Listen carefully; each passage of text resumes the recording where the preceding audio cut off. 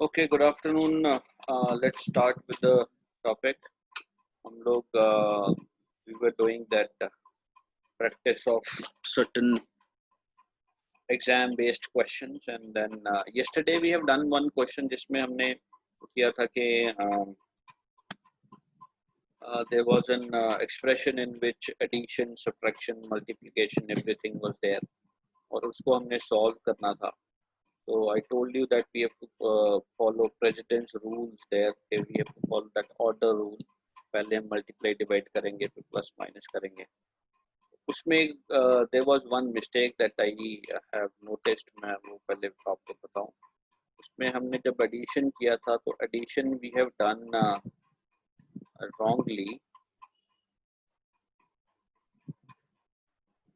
This was the question. इसमें I'll start from beginning. What we have done is that first of all we'll do multiplication and division. और multiplication division में क्या है कि आपका left side से जो पहले आया वो करना है. तो 5 into 4 it's 20 and 20 divided by 2 is 10, right. अब यहाँ पे माइनस और प्लस रह गया तो यहाँ पे हमने राइट टू लेफ्ट किया था. राइट टू लेफ्ट नहीं जाना, हमने लेफ्ट टू राइट ही जाना है. तो पहले आप लेफ्ट साइड से दो वैल्यू सॉल्व करी. 25 minus 10 is 15, then 15 minus 10 is 5, and then 5 plus 4 is 9. So we'll go from left to right only, right? So this we must keep in mind. Okay, now let's go to the sample paper where we left yesterday. हमने कल ये किया था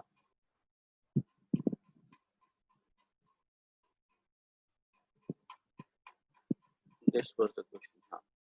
Now the next part of the question is consider the statement choice is equal to y and y is in single inverted commas, single quotes and semicolon.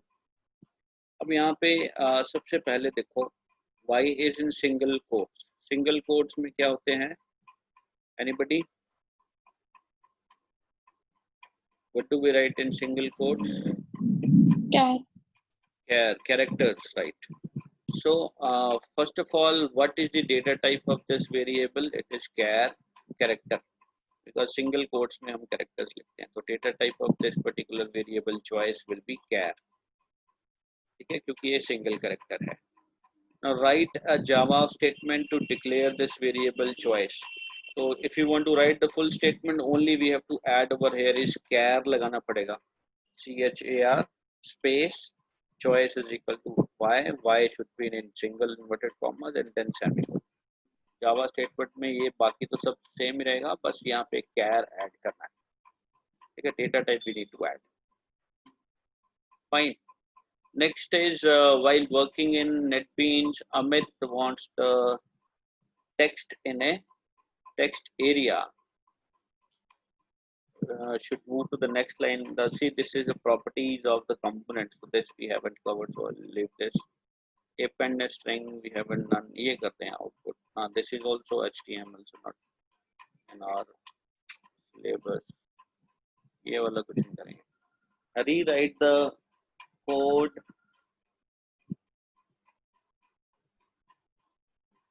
using if-else if statement instead of switch.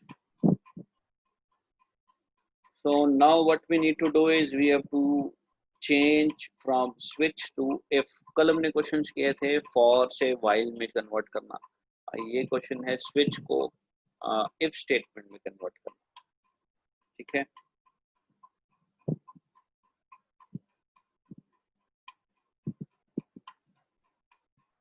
this is the question. So the very first thing you need to know is that switch में हम किस variable को compare कर रहे हैं. In switch we have written success variable. So what we are doing here is हमें पहले switch को understand करना पड़ेगा. What is there written here कि क्या कर रहे हैं, ये statement क्या करती है. तो success की value अगर -1 बनती है तो then we'll execute this line. If the value of the success is 0, then we'll execute this line. And if the value of the success is neither -1 neither 0, तब हम डिफॉल्ट वाली स्टेटमेंट को execute करेंगे। ठीक है, तो हमने बेसिकली सक्सेस की वैल्यू को कंपेयर करना है। To compare success equal to -1, if it is true then this statement should run, and if success is equal to 0, then if that is true the statement will run, and if in case success is neither -1 nor 0, तो ये statement run होगी। Now how will you change this into if? We'll simply write if success equal to -1, equal to क्यों लगाना, क्योंकि हमें compare करना है। We need to compare the value of success with -1। अगर -1 के वो equal है तो ये वाली statement run होगी, we'll get the same statement here। Break लगाने की जरूरत नहीं, बिकॉज इफ कंडीशन में क्या होता है कि अगर ये कंडीशन ट्रू हो गया तो this much will run, else part will never run, right? So no need to add a break here. हाँ, नाउ द केस जीरो में फिर से हम लगाएंगे else if success is equal to 0, if the value of success variable is equal to 0, then run the second part of the statement which comes after case 0। तो हम वो statement यहाँ डाल देंगे। और लास्ट में डिफॉल्ट केस को कैसे देखना है, डिफॉल्ट इज इम्पोर्टेंट, ये ध्यान रखने वाली चीज है। तो भाई डिफॉल्ट को कैसे सेट करेंगे, सिंपली हम लोग क्या करेंगे, एल्स लगा देंगे। एल्स का मतलब है कि अगर ये कंडीशन भी ट्रू नहीं हुई और ये वाली भी नहीं हुई तो हम इसको पार्ट को चलाएंगे। इसका मतलब अगर सक्सेस की वैल्यू -1 भी नहीं है, 0 भी नहीं है, इन दोनों वैल्यूज के अलावा कुछ भी है, तब ये एल्स वाला पोर्शन रन होगा। तो that means same thing happens here. यहाँ पे भी डिफॉल्ट तब चलता है कि भी दो केस की वैल्यूज मैच नहीं हो रही हैं, तो इन दोनों वैल्यूज के अलावा कोई और वैल्यू है तब डिफॉल्ट चल रहा है। Same case is done with the L's part. So we'll simply write else and then write the statement which comes here in the default statement, right? That's it. This is how we can word switch into if।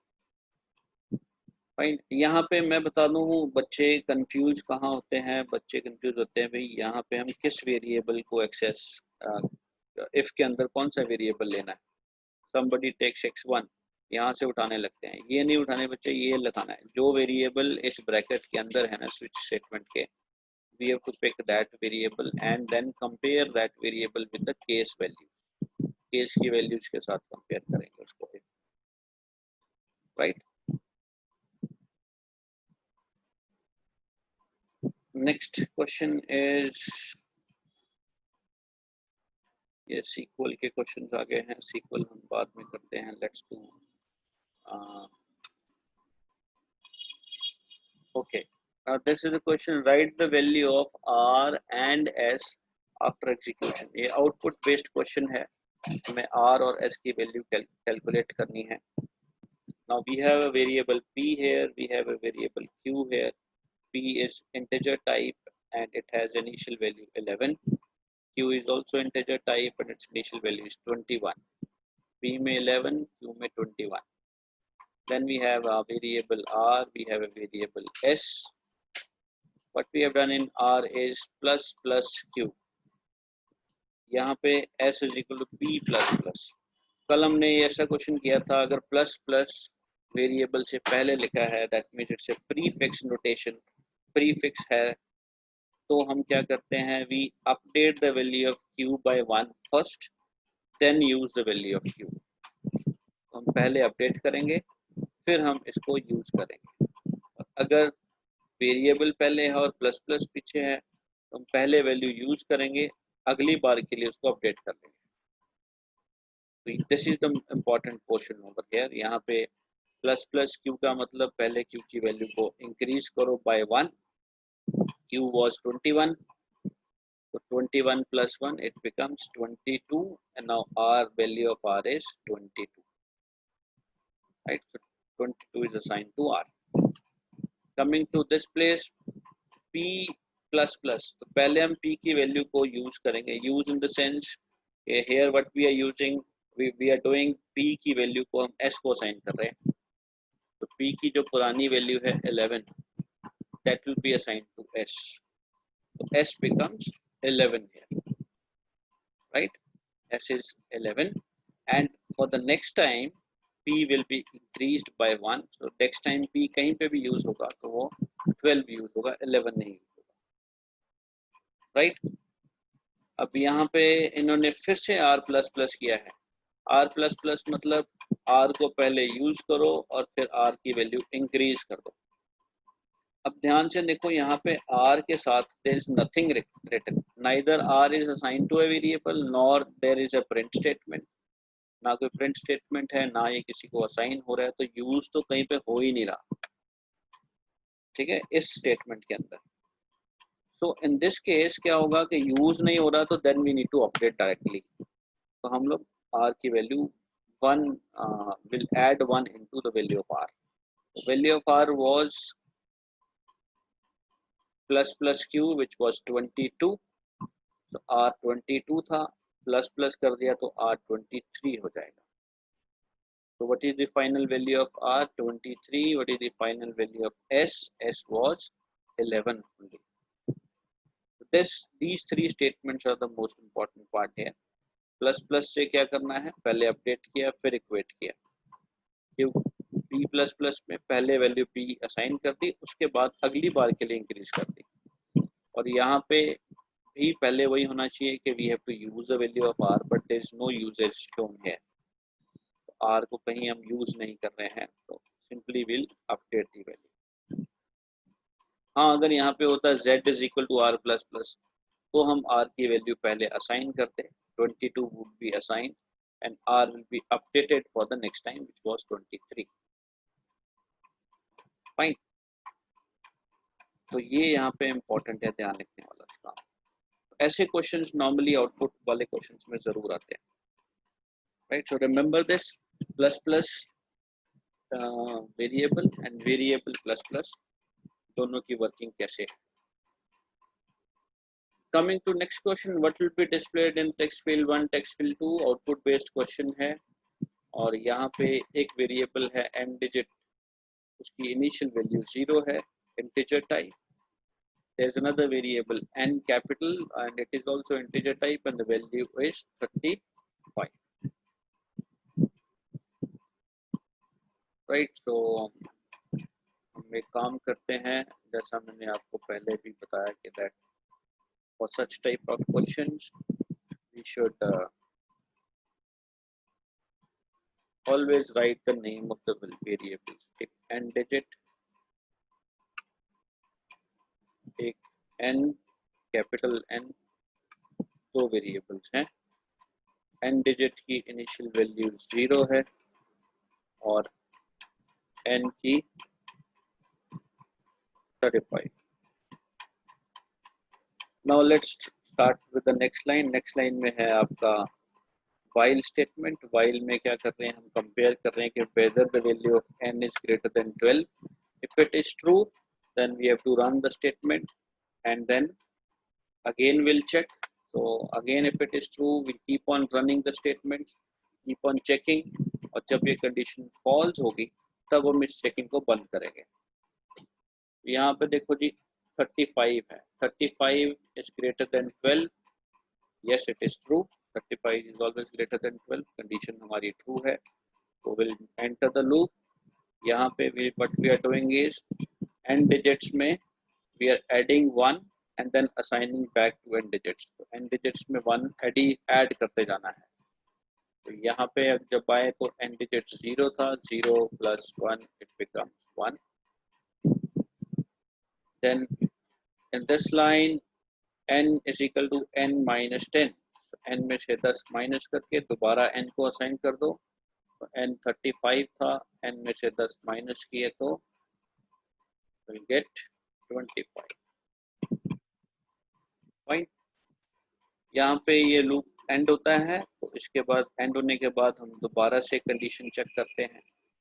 Condition क्या है, n greater than 12, n कितना है 25, 25 greater than 12 is again right. तो फिर से हम ये दोनों स्टेटमेंट एग्जीक्यूट करेंगे। तो इससे क्या होगा, n डिजिट में 1 प्लस कर देंगे, n digit becomes 2 and n becomes minus 10। 25 minus 10 is 15। fine। then again we'll come here for checking the condition। और यहाँ पे अब n कितना है 15, 15 greater than 12 is again true। So that means we have to run these statements again. और अब की बार n कितना हो जाएगा, 2 + 1 it is 3 and 15 - 10 it is 5. Fine. इसके बाद ये रन होने के बाद फिर से condition check, 5 greater than 12. Now this is wrong. 5 is not greater than 12. आपकी कंडीशन गलत हो गई, हमारा लूप एंड हो गया. The loop will terminate. So after termination, we'll move on to the next statement. Next हमारी ये दो स्टेटमेंट है. टेक्स्ट फील्ड 1 में प्रिंट करना है n digits की वैल्यू और टेक्स्ट फील्ड 2 में प्रिंट करना है n की value. So what we'll have in text field 1, the value of n digit, it is 3, and text field 2 will have 5 as answer. Right. So this is always handy to write the things like this. Otherwise, याद नहीं रहता है values तो गड़बड़ होने के chances. Another question where we have to find the value of c after execution of the code. c की value निकालनी है. अब यहाँ पे वैल्यू एक तो p वेरिएबल है, एक r है, r की इनिशियल 8 वैल्यू है, एक ऑड नम वेरिएबल है जिसको हम आगे यूज कर रहे हैं, और एक c वेरिएबल है. There are 4 variables and c is also 0, r is 8. तो हम लोग मार्क कर लेते हैं. One is p, one is r, one is odd num, and one is c. तो ये 4 वेरिएबल्स हैं. हमें r की इनिशियल वैल्यू दी है, r is 8 and c is 0. Right. Now let's go to this loop. Loop में गए. Loop में क्या है कि p is 1, p को इनिशियल वैल्यू दे दी 1, p की इनिशियल वैल्यू हो गई 1. Then we come here, p less than r. p is 1, r is 8, 1 less than 8. Condition true है. कंडीशन ट्रू होने पे हम लूप के अंदर जाएंगे. अब यहाँ पे लूप के अंदर आपको देखो, see there are 2 curly bracket sets. एक कर्ली ब्रैकेट यहाँ से शुरू हुई, फिर उसके बाद एक और शुरू हो गई. अब ये क्लोजिंग कौन सी किसकी है, ये कैसे पता लगेगा? ऑलवेज रिमेंबर, जो कर्ली ब्रैकेट हमने पहले ओपन की वो बाद में बंद होगी. So the closing of this particular curly bracket will be the last one. अंदर वाले की पहले आएगी. जो बाद में आया है, जो हमने बाद में ओपन किया है लूप, उसकी क्लोजिंग पहले करनी है, और जो पहले ओपन हुआ है उसको बाद में करना है. तो that means for starts from here and ends over here. तो ये सारी की सारी स्टेटमेंट्स, जितनी बार ये फॉर की कंडीशन ट्रू होगी, ये सारी की सारी रन होगी. अब हमारे केस में p1 था, 8 था, कंडीशन ट्रू होगी. हम यहाँ आएंगे.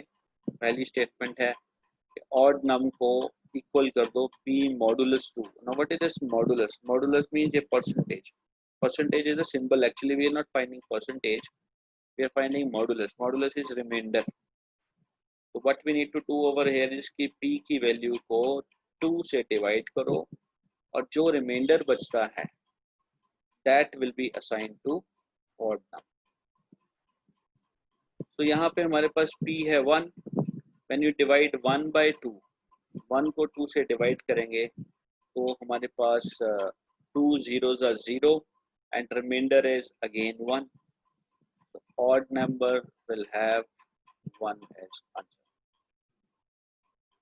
ठीक है. तो रिमाइंडर कैलकुलेट किया.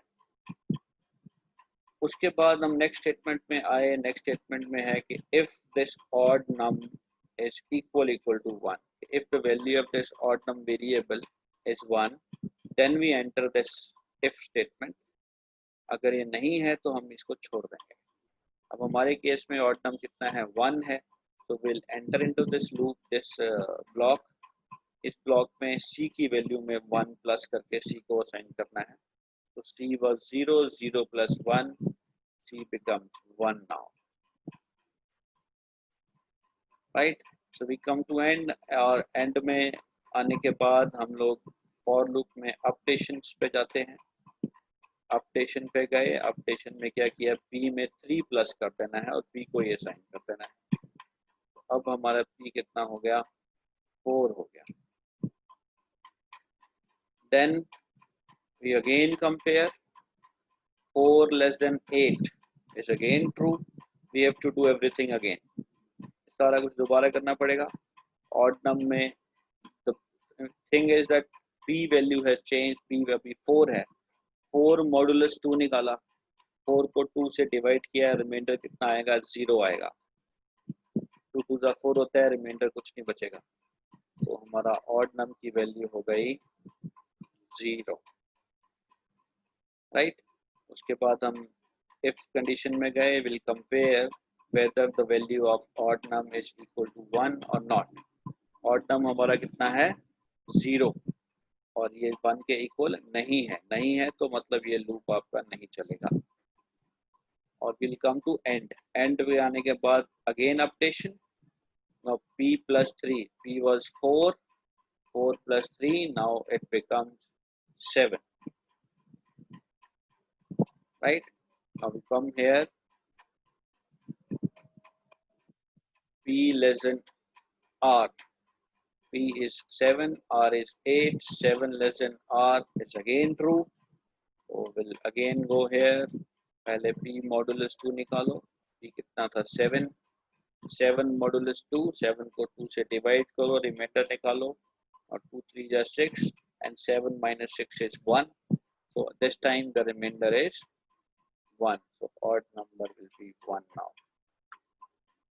Now we compare this odd number whether this is 1, अगर हमारी condition true है, क्योंकि ये odd number इस बार 1 हो गया है, so this condition is true again, so we'll have to update the value of c, c में 1 plus कर दो, c हो जाएगा 2, right?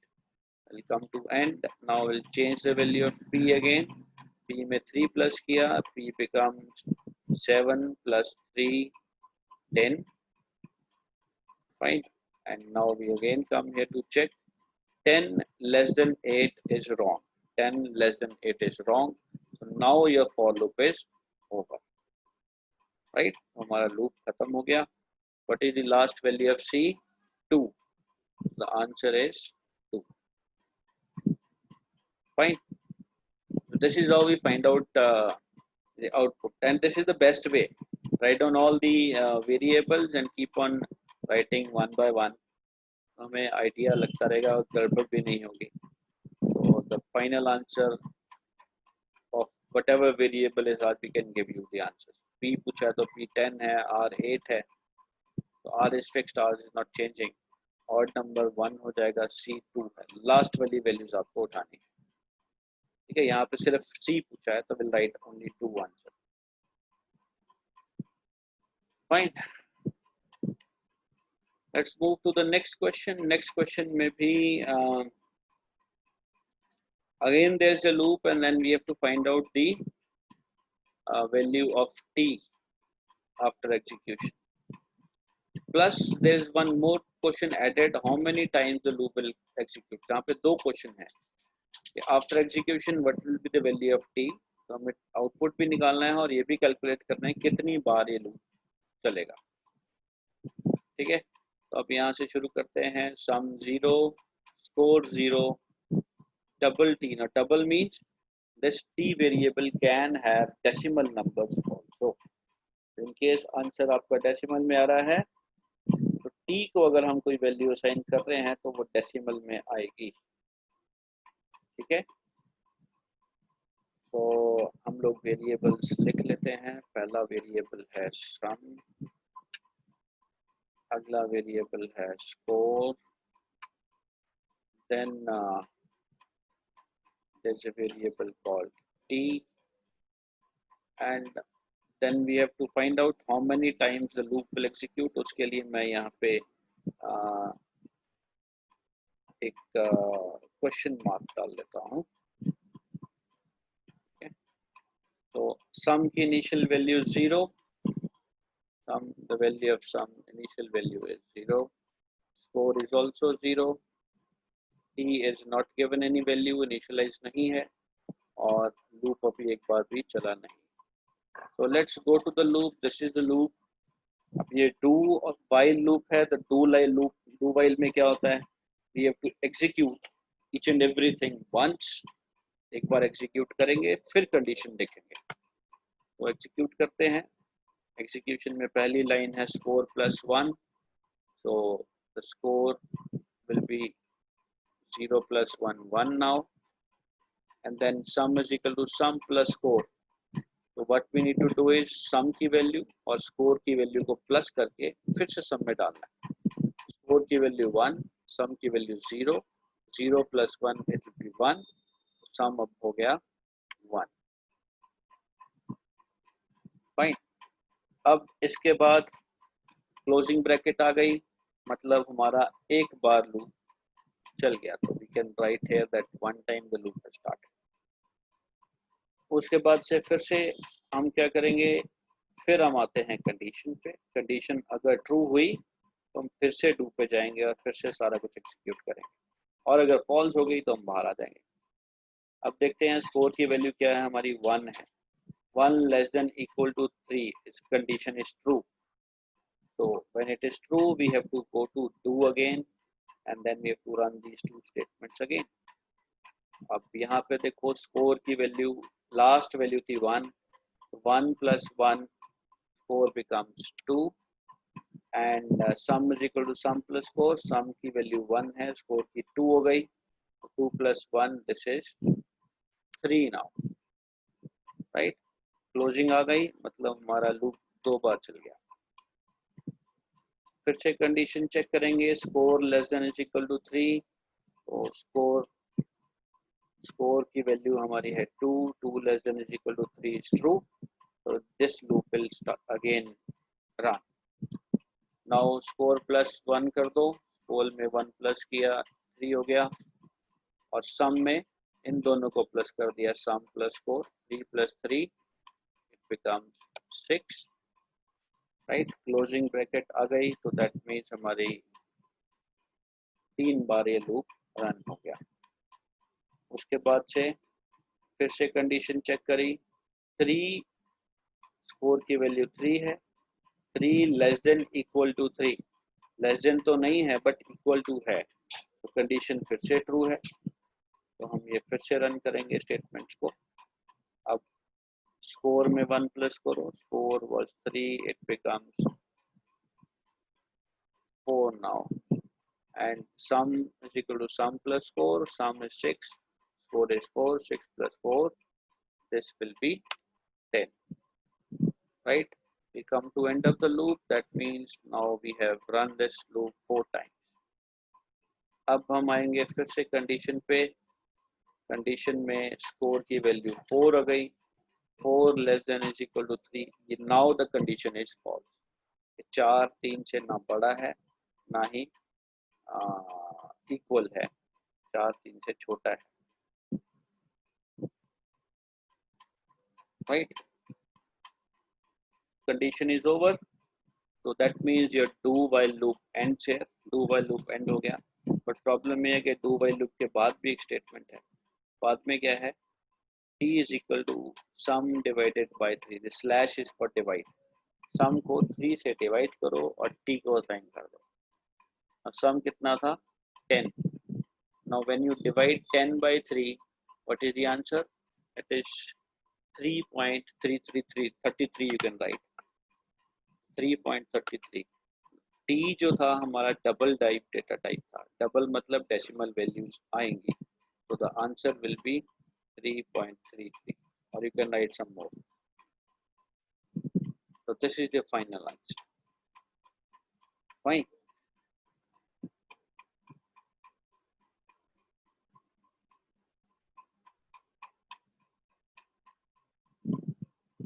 Next is to find out errors, underline the errors and the corrections, all the corrections made, rewrite the correct code. so शुरू से देखते हैं, int j semicolon int small letters में है, space is also there, J and semicolon is written, there is no mistake. Int I is equal to 15, again there is no mistake, everything is okay. Int flag is equal to 1 semicolon, again there is no issue, no problem, all is okay. Int small letters में है, ये flag capital small दोनों में हो सकता है, equal to भी है, space भी है और value भी given है और semicolon भी लगा, तो ये तरीके से बिल्कुल सही है। उसके बाद हम while में आए। अब while में देखो, while कंडीशन में हम ये तीनों चीज़ें एक साथ नहीं लिखते, ये किस में लिखते हैं, for में लिखते हैं। तो यहाँ पे एक एरर ये है कि in place of this while we should use for statement, ठीक है, जैसे ये पिछले वाले एग्जाम्पल में था ये, right? So this is one error here, that in place of while we should have for. And then यहाँ पे j is equal to 2 के बाद there should be semicolon, right? Then j less than I semicolon j plus plus, बाकी सब ठीक है, यहाँ पे एक semicolon missing है. This is the second error, right? Now we'll open the bracket, closing बाद में हुई. If condition given है, if condition में क्या है, I modulus j, I को j से डिवाइड करके रिमाइंडर निकालो इक्वल टू 0. अब ये if कंडीशन में क्या होता है, if कंडीशन में कंपैरिजन होता है, इसमें हम वैल्यू कंपेयर करते हैं, तो ये इक्वल टू नहीं आ सकता, यहाँ पे डबल इक्वल टू आएगा, ये वाला, right? For comparison we need double equal to, comparison operator. तो यहाँ पे ये मिस्टेक है, in place of the single equal to we need double equal to, fine. Rest all is okay. If के बाद और वाइल के बाद सेमीकोलन नहीं होता तो ये कोई प्रॉब्लम नहीं, ठीक है. इसकी कर्ली ब्रैकेट ऊपर हुई इफ की और यहाँ पे इसकी क्लोज भी हो गई, तो कर्ली ब्रैकेट्स का भी प्रॉब्लम नहीं है. यहाँ पे प्रॉब्लम है flag equal to 0 equal to अभी हमने बात की, that is use for comparing two values, and here we are not comparing, we are giving a value. Comparison कैसे पता लगेगा, इफ से. अगर यहाँ इफ होता है इसके बाहर तब हम कहते हैं कंपैरिजन सही है, but here there is no if, no comparison, so here it should be single equal to, ये दोनों इंटरचेंज होने चाहिए. डबल इक्वल टू यहाँ आएगा और सिंगल इक्वल टू यहाँ आएगा, right? 0 semicolon is okay, flag की नेम भी ओके. ब्रेक स्टेटमेंट हम कहीं पे भी लगा सकते हैं, हमने कल भी बात की थी. This is also okay. तो इनफैक्ट वी हैव 4 एरर्स. पहला यहाँ पे फॉर, दूसरा यहाँ पे semicolon, and then here double equal to, here single equal to. Fine. ये मैंने कल भी बताया था, ऐसे GUI बेस्ड चीज़ें हम लोग नेटबीन्स में बना सकते हैं, ठीक है. ये चीज़ें हम आगे करेंगे जब कंट्रोल्स वगैरह हम कर लेंगे, उसके बाद हम ये डिज़ाइनिंग वाला काम सीखेंगे. सबसे इंटरेस्टिंग पार्ट नेटबीन्स का यही है, ये डिज़ाइन करके ऑटोमेटिक चीज़ें कैसे बनानी है, ठीक है. जैसे ये जो GUI बनाया गया है, इसमें नेम, फ़ोन नंबर्स यहाँ आएंगे, उसके बाद कितनी कॉल्स की हैं, कितने SMS किए हैं, और अगर मोबाइल डेटा प्लान लिया है कि नहीं लिया, that we need to tick. Based on all this usages we have to calculate the charges, और आपके SMS कॉल चार्जेस यहाँ आएंगे, डेटा प्लान अगर लिया है तो उसके चार्जेस यहाँ आएंगे, और टोटल इन दोनों का सम यहाँ आएगा automatically on clicking on this button, ठीक है. तो ये कैसे करना है, इसकी कोडिंग का देयर इज वन वे. ये दिया है कि call charges 1 rupees, SMS 0.50 rupees and mobile data charge 50 rupees. ये कैलकुलेशंस और कैसे करनी है that will discuss afterwards. Fine. ये मैं आपको बाद में बताऊंगा जब हम कंट्रोल्स पर ये सारी चीज़ें कर लेंगे. This is all about SQL. That's it from this. So I think today this is enough for today. We're left with 1 minute, I suppose, 1.5 minutes. Okay, so इन चीज़ों को प्रैक्टिस करो. ये सैम्पल पेपर्स आपको CBSE साइट से भी मिल जाएंगे. और you can go to mycpscguide.com। वहाँ पे आपको बहुत सारे सैंपल्स मिलेंगे।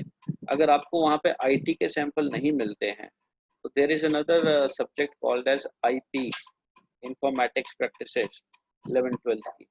इसका जो पुराना करिकुलम है, ओल्ड करिकुलम सर्च करना, आपको उसके अंदर सिमिलर क्वेश्चन, जो सिलेबस उसमें था वही सिलेबस अब हमारे इसमें है।